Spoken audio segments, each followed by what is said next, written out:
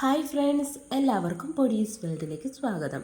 ഇന്നൊരു നെല്ലിക്ക ചമ്മന്തിയുടെ റെസിപ്പി ആയിട്ടാണ് ഞാൻ വന്നിട്ടുള്ളത്. നമുക്ക് കഞ്ഞിയുടെ കൂടെ ആണെങ്കിലും ചോറിൻ്റെ കൂടെ ആണെങ്കിലൊക്കെ കഴിക്കാൻ പറ്റിയിട്ടുള്ള നല്ല ടേസ്റ്റി ആയിട്ടുള്ളൊരു ചമ്മന്തിയുടെ റെസിപ്പിയാണിത്.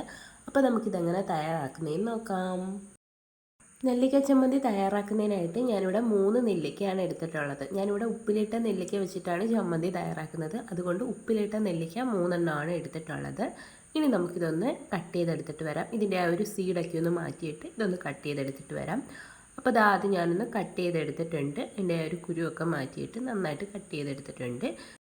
ഇനി ഇത് നമുക്കൊരു മിക്സിയുടെ ചെറിയ ജാറിലേക്ക് അങ്ങ് ഇട്ട് കൊടുക്കാം. അതിനുശേഷം നമുക്കിതിലേക്ക് ചെറിയ ഉള്ളിയും കൂടി ചേർത്ത് കൊടുക്കാം. ഞാനിവിടെ ഒരു 3 എടുത്തിട്ടുള്ളത്. അതും കൂടി നമുക്ക് ചേർത്ത് കൊടുക്കാം. പിന്നീട് നമുക്കിതിലേക്ക് എരിവിന് ആവശ്യമായിട്ടുള്ള പച്ചമുളക് ചേർത്ത് കൊടുക്കാം. ഞാനിവിടെ 3 ചേർത്ത് കൊടുക്കുന്നുണ്ട്. ഇപ്പം നിങ്ങൾ എടുക്കുന്ന ആ ഉപ്പിലിട്ട നെല്ലിക്കയ്ക്കകത്ത് അത്യാവശ്യം എരിവൊക്കെ കാണുമായിരിക്കും. അപ്പോൾ അതനുസരിച്ചിട്ട് പച്ചമുളകിൻ്റെ എണ്ണം തീരുമാനിക്കുക. അതുമാത്രമല്ല, ഉപ്പിലിട്ട ആ ഒരു നെല്ലിക്കയ്ക്കകത്ത് കിടക്കുന്ന മുളക് വേണമെങ്കിൽ നിങ്ങൾക്ക് ഉപയോഗിക്കാവുന്നതാണ് കേട്ടോ.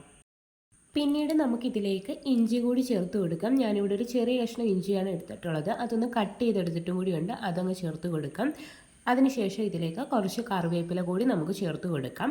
ഇനി ഇതിലേക്ക് ആവശ്യമായിട്ടുള്ള ഉപ്പ് ചേർത്ത് കൊടുക്കാം. ഉപ്പ് ചേർക്കുമ്പോൾ എപ്പോഴും ശ്രദ്ധിക്കുക, നെല്ലിക്കയ്ക്കകത്ത് അത്യാവശ്യം ഉപ്പ് കാണും. അപ്പോൾ അതനുസരിച്ചിട്ട് ചേർത്ത് കൊടുക്കുക. ഇനി നമുക്കിതൊന്ന് അരച്ചെടുത്തിട്ട് വരാം. ഒന്ന് ക്രഷ് ചെയ്തെടുത്താൽ മതി. 1-2 തവണ ഒന്ന് ക്രഷ് ചെയ്ത് മാത്രം എടുത്താൽ മതി. പേസ്റ്റ് പോലെ അരക്കരുത് കേട്ടോ. അപ്പോൾ അത് ഞാനൊന്ന് ഒതുക്കി എടുത്തിട്ടുണ്ട്. കണ്ടോ, ഈ ഒരു രീതിക്ക് വേണം ഒന്ന് ചതച്ചെടുക്കാൻ വേണ്ടിയിട്ട്. നല്ലതുപോലെ അരഞ്ഞിട്ടില്ല, ഈ ഒരു രീതിക്ക്.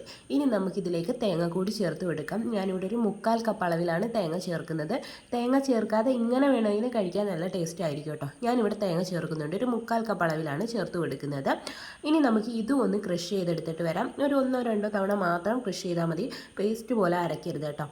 ഇപ്പോൾ ഇതിലേക്ക് വെള്ളത്തിൻ്റെ ഒന്നും ആവശ്യമില്ല. ആ ഒരു നെല്ലിക്കയ്ക്കകത്തൊക്കെ അത്യാവശ്യം ഒരു വെള്ളം നനവ് ഉള്ളത് കൊണ്ട് തന്നെ നമുക്ക് വെള്ളം ഒഴിക്കേണ്ട ആവശ്യമില്ല. ഇനി നിങ്ങൾക്ക് വെള്ളം നനവ് കുറവാണെന്ന് തോന്നുകയാണെന്നുണ്ടെങ്കിൽ 1 ടീസ്പൂൺ എന്തെങ്കിലും ഒഴിച്ചു കൊടുക്കുക കേട്ടോ. എന്നിട്ടൊന്ന് അരച്ചെടുക്കുക.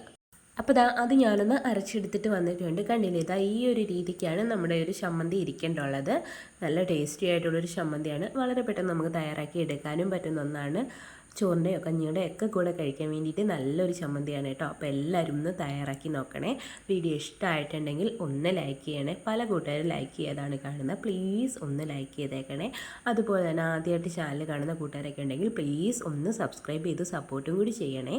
വീണ്ടും നല്ലൊരു വീഡിയോ ആയിട്ട് വരാം. Thanks for watching.